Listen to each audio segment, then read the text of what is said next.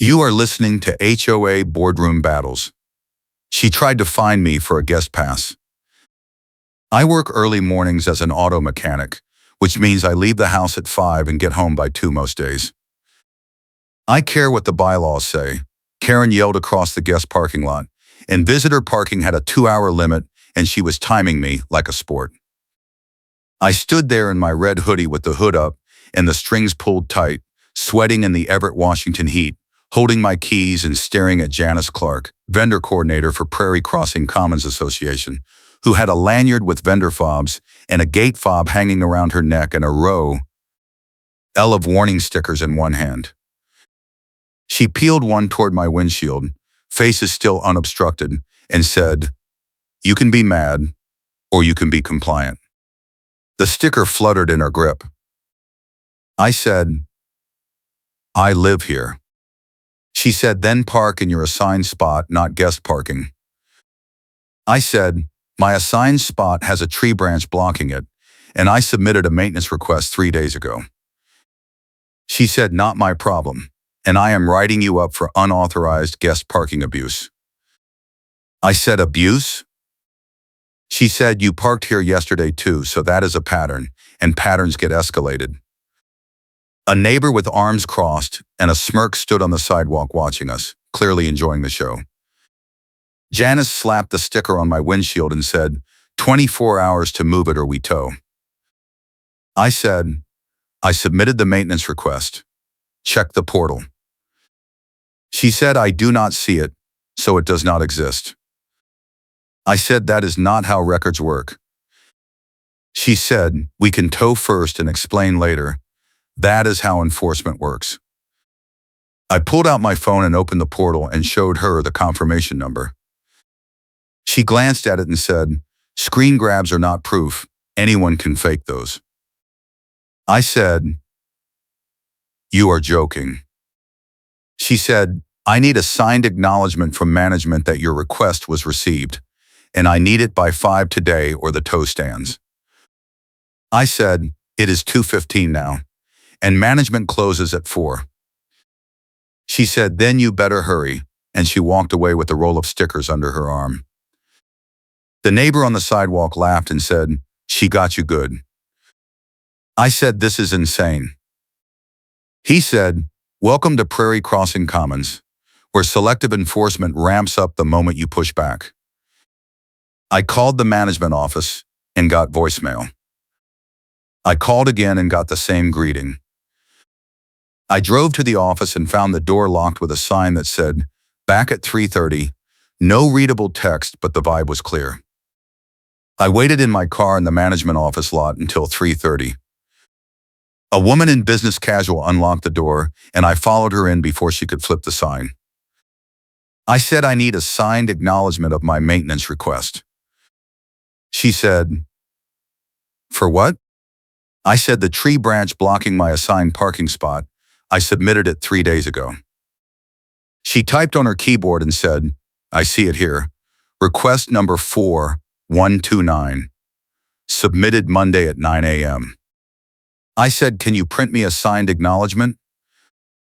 She said, "We do not do signed acknowledgements for maintenance requests." I said, "The vendor coordinator is threatening to tow my car if I do not provide one by 5. She said, "Janice?" I said, "Yes." She said, "Janice does not have the authority to require that, and guest parking is first come, first serve with a 2-hour guideline, not a hard rule." I said, "Can you put that in writing?" She printed a 1-page summary of the guest parking policy and signed it at the bottom.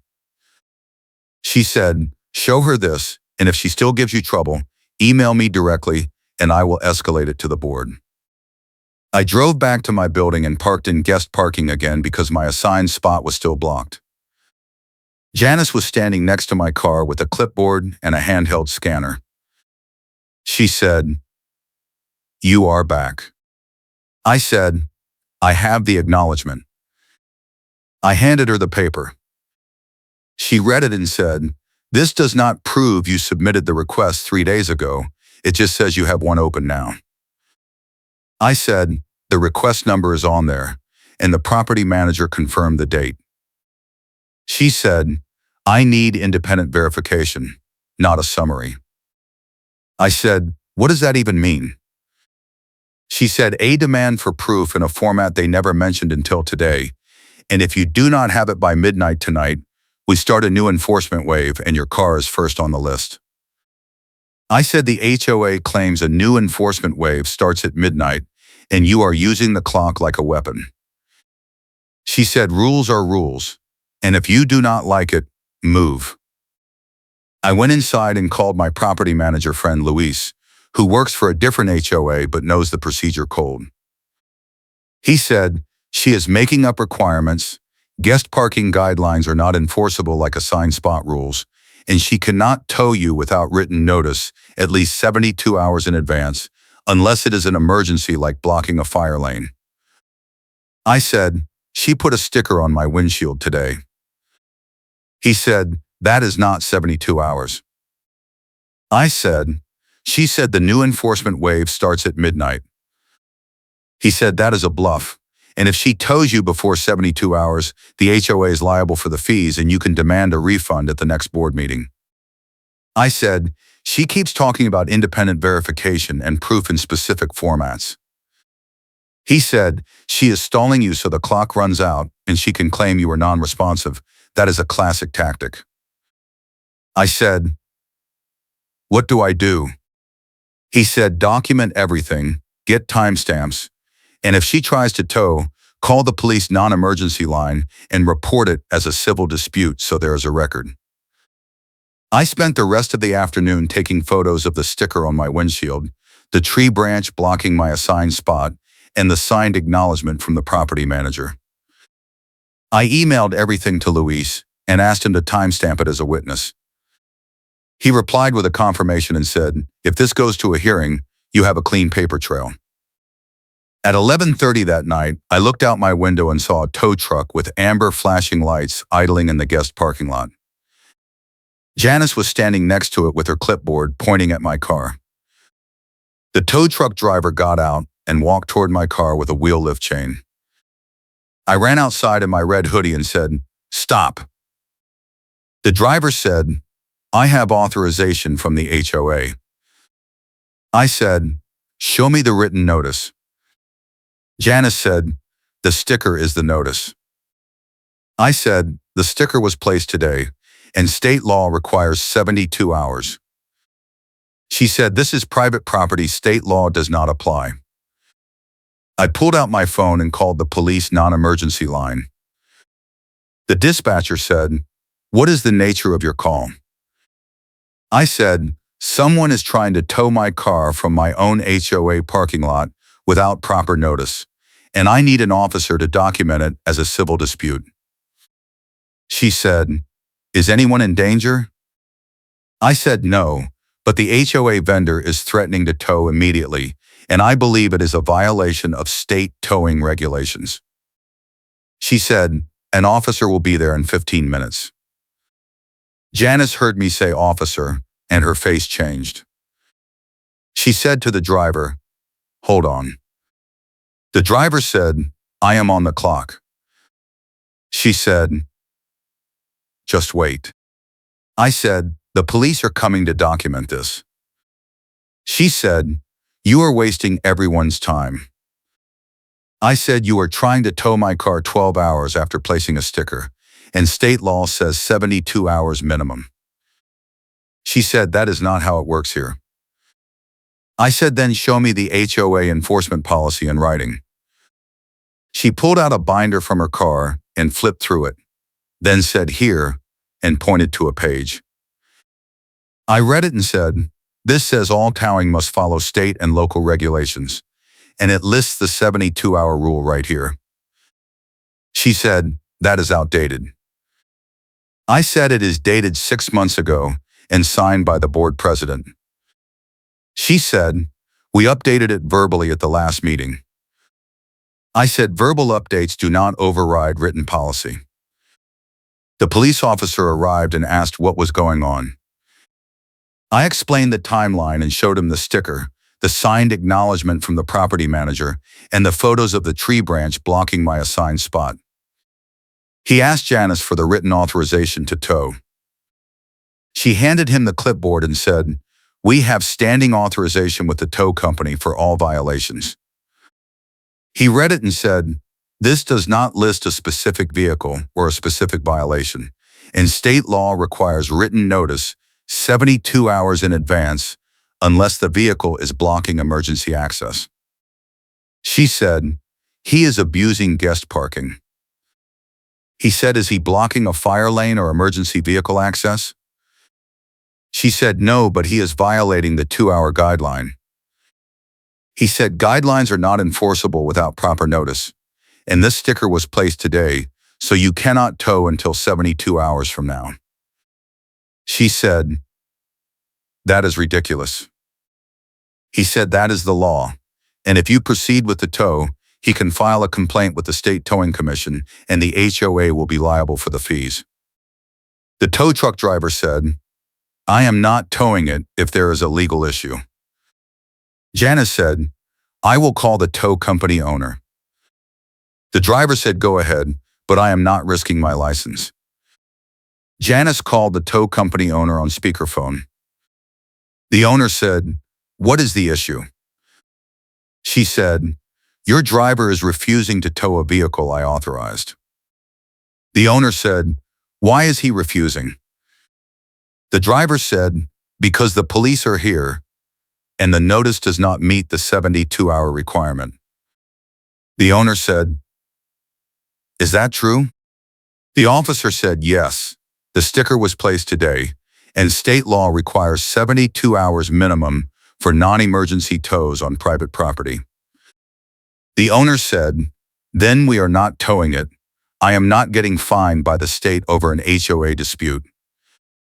Janice said, "I pay you for on-demand service." The owner said, "And I provide it within legal limits. If you want me to break the law, find another vendor." And he hung up. The tow truck driver packed up the wheel lift and drove away. Janice said to me, "This is not over." I said, "The policy is clear, and you just heard the tow company owner say he would not break the law for you." She said, "You can be mad, or you can be compliant." I said, "I am compliant, and you are the one ignoring the written policy." The officer said, "If she tries to tow again before 72 hours, call us and we will document it as harassment." Janice walked to her car and slammed the door. I went back inside and emailed Luis with an update. He replied, "That is a huge win, and now you have a police report showing she tried to tow you illegally. Save that for the hearing." I said, "What hearing?" He said, "She is going to escalate this to the board, and when she does, you request a hearing and present everything." The next morning, I found a certified mail notice in my mailbox. I went to the post office and picked up a thick envelope with a stack of certified mail slips inside. The letter said I was being fined $200 for unauthorized guest parking abuse, $50 per day for each of the last 4 days, and I had 10 days to pay or the fine would be added to my HOA account and accrue interest. I called Luis and said, "They just fined me $200. He said, "For what?" I said, 4 days of unauthorized guest parking, $50 per day. He said, "Did they send you written notice before issuing the fine?" I said the sticker was the only notice, and it was placed yesterday. He said, "Then the fine is invalid, and you need to dispute it in writing immediately." I drafted a dispute letter citing the enforcement policy, the police report, and the 72-hour rule. I submitted it through the HOA portal and emailed a copy to the property manager. The property manager replied, "I will forward this to the board, but Janice handles enforcement decisions, and she has authority to issue fines under the compliance officer role." I said, "Even if the fines violate the written policy?" She said, "That is a board-level question, and you would need to request a hearing to challenge it." I said, "How do I request a hearing?" She said, "Submit a formal request through the portal, and the board will schedule it within 30 days. I submitted the hearing request and copied Luis. He said, "Good, now gather every piece of evidence you have and organize it into a timeline." I spent the next 2 days building a timeline with photos, emails, timestamps, the police report, the signed acknowledgement from the property manager, and the enforcement policy excerpt showing the 72-hour rule. Luis reviewed it and said, "This is airtight, and if the board is fair, they will refund the fine and clear your ledger." I said, "What if they are not fair?" He said, "Then you escalate to the management company or hire an attorney, but most HOAs back down when you show up prepared." 3 days later, I got an email from the HOA board secretary scheduling my hearing for the following Tuesday at 6 p.m. in the clubhouse. The email said, "Please bring all relevant documentation and be prepared to present your case in 10 minutes or less." I replied, "Will Janice Clark be present?" The secretary said yes, she will present the HOA position. I said, "Will the hearing be recorded?" The secretary said, "Audio recordings are allowed if you provide your own device. The HOA does not record hearings." I told Luis and he said, "Record it on your phone and keep it as backup, and make sure you get her to repeat the key claims on the record." The day before the hearing, I got another certified mail notice. I picked it up and found a second fine for $150 for failure to comply with corrective action, plus a notice that my guest parking privileges were suspended indefinitely. I called Luis and said, "They just fined me another $150 and suspended my guest parking." He said, "For what corrective action?" I said, "They never told me what corrective action they wanted. They just said I needed independent verification and then skipped straight to fines." He said, "That is retaliation, and you need to bring that to the hearing as evidence of harassment." I added the second fine to my timeline and printed everything. The next evening, I arrived at the clubhouse exterior walkway at 5:45 and saw Janice standing outside with a folder in her lanyard. She said, "You are early." I said, "I want to make sure I have time to present my case." She said, 10 minutes is plenty." I said, "Will the board allow me to present all my evidence?" She said, "The board will ask questions, and you will answer. That is how it works." At 6, the board president called us into the meeting room. The board president, 2 other board members, and the property manager were seated at a table. I sat in a chair facing them, and Janice sat next to me. The board president said, "We are here to discuss the parking violation fines issued to Unit 214. Can you summarize the situation?" I said, "I was issued 2 fines totaling $350 for parking and guest parking, while my assigned spot was blocked by a tree branch, and I believe the fines were issued in violation of the HOA enforcement policy." Janice said, "He was abusing guest parking by parking there multiple days in a row, and he refused to provide independent verification of his maintenance request." I said I provided a signed acknowledgement from the property manager showing the request was submitted 3 days before the sticker was placed. Janice said, "A summary is not independent verification." I said, "What is independent verification?" She said, "A third-party document that proves the timeline."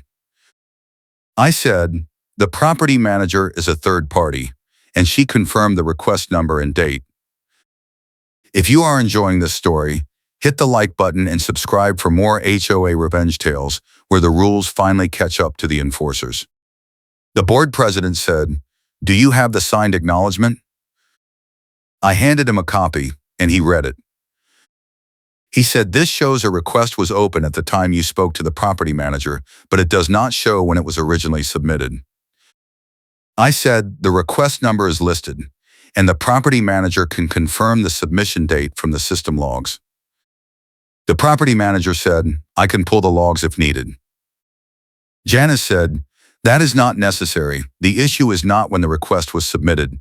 The issue is that he parked in guest parking for 4 consecutive days, and that is a clear violation of the 2-hour guideline. I said the guideline is not a hard rule, and the enforcement policy requires written notice 72 hours in advance before towing or fining. Janice said, the sticker is written notice. I said the sticker was placed on day 1, and I was fined on day 2, which is less than 72 hours. The board president said, what does the enforcement policy say about notice periods? I handed him a copy of the policy excerpt showing the 72-hour rule. He read it and said, this is clear. All non-emergency tows and fines require 72 hours written notice. Janice said, that policy is outdated. The board president said, it is dated 6 months ago and signed by me, and I do not recall updating it.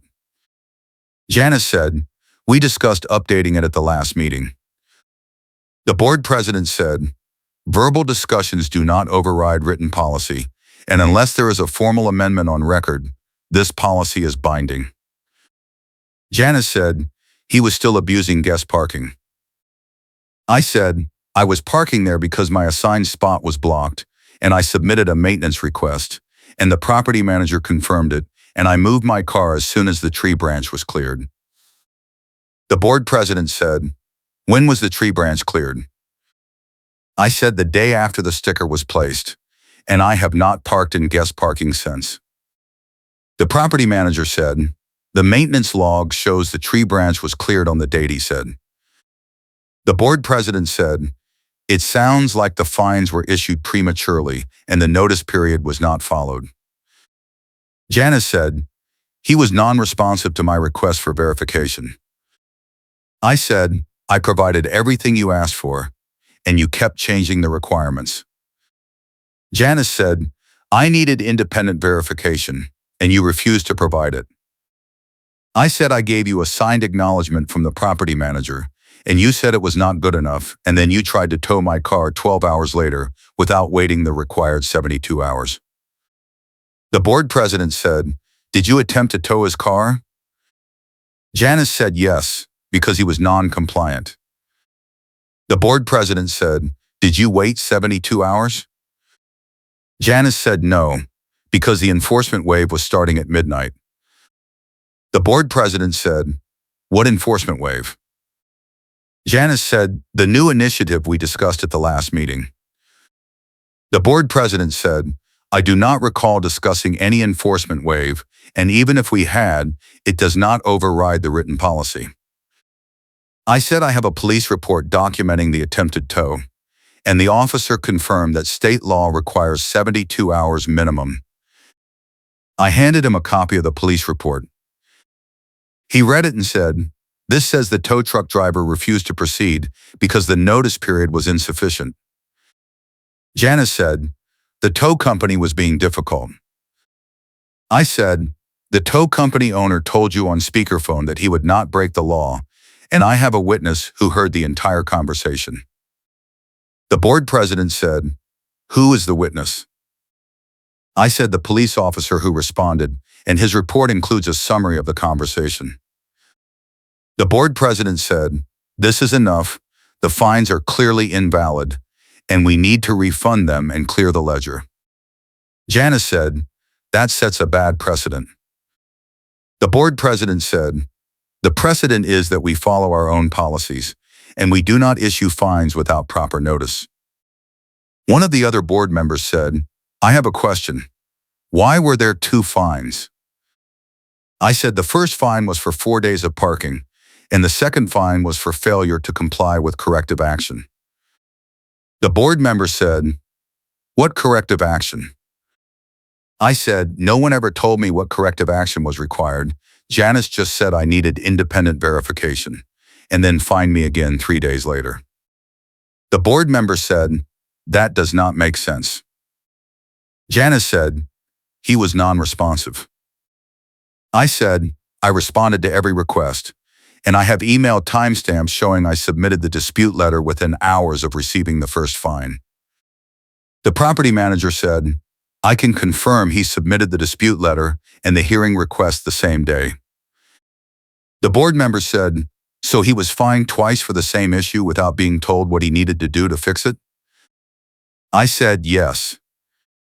The board member said, that is not fair, and we need to refund both fines. Janice said, I was following the enforcement procedures I developed. The board president said, the enforcement procedures need to follow the written policy, and your procedures are in conflict with the policy, so we need to revise them. Janice said, I have been doing this for 2 years and no one has complained. I said maybe no one pushed back before. The board president said, we are going to refund the fines and suspend the guest parking ban, and we are going to schedule a policy review meeting to clarify the enforcement procedures. Janice said, that is a waste of time. The board president said, that is a board decision, not yours. I gave her a small thank you, because she just handed me leverage. I said I have one more thing. The board president said, go ahead. I said during the attempted tow, Janice made a comment that I recorded on my phone, and I think the board should hear it. I played the audio of Janice saying, we can tow first and explain later. That is how enforcement works. The board president said, that is not how enforcement works, and that statement alone is grounds for discipline. Janice said, that was taken out of context. I said, the context is that she was trying to tow my car without proper notice, and the police officer stopped her. The board president said, this is a serious issue, and we need to discuss it in executive session. Janice said, you are overreacting. The board president said, you told a resident we can tow first and explain later, and that is not acceptable, and it exposes the HOA to liability. The board went into executive session and asked me to wait outside. I stood on the clubhouse exterior walkway and called Luis. He said, how did it go? I said, they are refunding the fines and suspending the guest parking ban, and they are discussing discipline for Janice in executive session. He said that is a huge win, and the audio recording sealed it. I said, she looked like she wanted to explode. He said, she probably did not expect you to show up with a police report and a recording. 20 minutes later, the board president called me back in. He said, we have decided to refund both fines, clear your ledger, and issue a formal apology for the improper enforcement. I said, thank you. He said, we are also placing Janice on a no-contact directive, which means she is not allowed to communicate with you directly about enforcement matters, and all future issues will go through the property manager. Janice said, this is ridiculous. The board president said, this is the consequence of your actions, and if you violate the directive, we will remove you from the vendor coordinator role. I said, what about the policy review? The board president said, we are scheduling a special meeting next month to review and update the enforcement procedures, and we will publish the new policy before implementing it. I said, will residents be allowed to comment? He said yes, and we will send a survey to gather feedback. I walked out of the clubhouse and called Luis to give him the update. He said that is exactly how it should have gone, and the no-contact directive is a strong signal that the board is taking it seriously. I said, I still do not trust Janice. He said, you do not have to. Just document everything, and if she contacts you directly, report it to the board immediately. Over the next 2 weeks, I got a refund check from the HOA for $350, and my ledger was cleared. The property manager sent an email to all residents announcing the policy review meeting and inviting feedback. Several neighbors replied to the email thread with their own stories of selective enforcement, surprise fines, and towing threats. One neighbor said Janice had tried to tow his contractor truck while the contractor was actively working on his roof. Another neighbor said Janice had issued a fine for a guest who parked in visitor parking for 3 hours on a Saturday. A third neighbor said Janice had threatened to tow his daughter's car because the guest pass was facing the wrong direction on the dashboard. Luis said this is a pattern, and the board is going to see it when they read the feedback. I said I hope they do something about it. He said if enough residents complain, the board will have to act or risk a recall. The policy review meeting was scheduled for a Tuesday evening at the clubhouse. I arrived early and saw at least 20 residents gathered outside. Several of them recognized me and said, "You are the guy who fought Janice." I said, "I just wanted my fines refunded." One of them said, "You did more than that. You exposed the whole system, and now everyone is coming forward."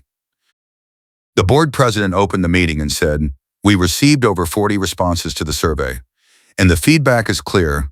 Residents feel that enforcement has been inconsistent and punitive, and they want a policy that is fair and transparent." He projected a summary of the survey results on a screen. The top complaints were unclear notice periods, surprise fines, selective targeting, lack of appeals process, and aggressive towing threats. Janice was sitting in the front row with her arms crossed.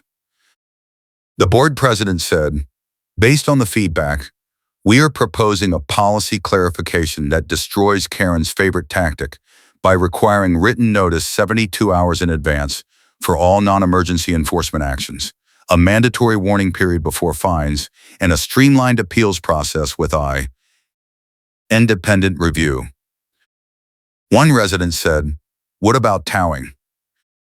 The board president said, "Towing will only be allowed for emergency situations like blocking fire lanes or emergency vehicle access, and all other towing must follow the 72-hour rule with written notice mailed to the unit." Another resident said, "What about Janice?" The board president said, "Janice is stepping down from the vendor coordinator role, and we are hiring a professional compliance officer through the management company." Janice stood up and said, "I resign." The room went silent. She said, "I have been working for this community for 2 years and all I get is complaints and accusations, so I am done." And she walked out.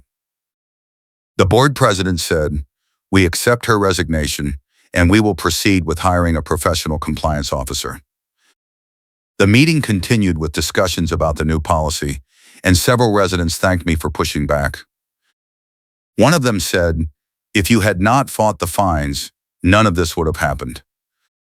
I said I just did not want to pay $350 for parking in guest parking while my assigned spot was blocked. He said, "You did more than that.